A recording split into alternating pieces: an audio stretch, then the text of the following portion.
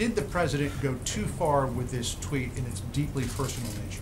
I don't think so. I mean, I think that the president has been attacked mercilessly on personal accounts by members on that program. And I think he's been very clear that when he gets attacked, he's going to hit back. I think the American people elected somebody who's tough, who's smart, and who's a fighter. And that's Donald Trump. And I don't think that it's a surprise to anybody that he fights fire with fire. The things that this show has called him, and not just him, but numerous members of his staff, including myself and many others, are very deeply personal. So to then turn and pretend like, this approach is, I guess it's kind of like we're living in the twilight zone. They do this day after day after day, and then the president responds and defends himself, and everybody is appalled and blown away.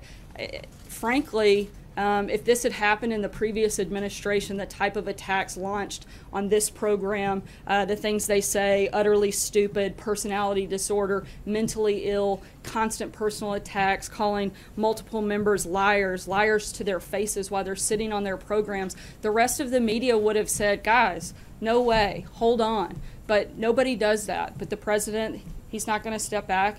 He's showed that, and that's exactly what he did today. If I could just follow on that, Sarah, if I could just follow on that.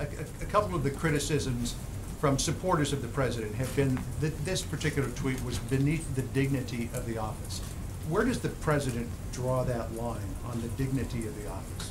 Look, I think that he shows that every day in the decisions that he's making, the focus and the priorities he's laid out in his agenda, but he's not going to sit back and be attacked by the liberal media, Hollywood elites, and when they hit him, he's going to hit back. Sarah? I have a healthcare question, but on this, just one other aspect of it.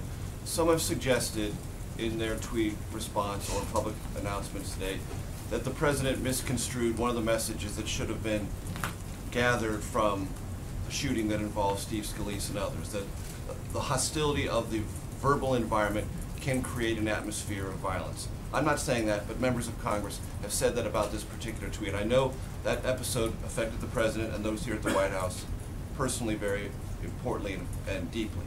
Do you have any reaction to that sentiment that conversations like this create an atmosphere that is either dangerous or one we need to avoid? The president in no way, form or fashion has ever promoted or encouraged violence. If anything, quite the contrary. And he was simply pushing back and defending himself.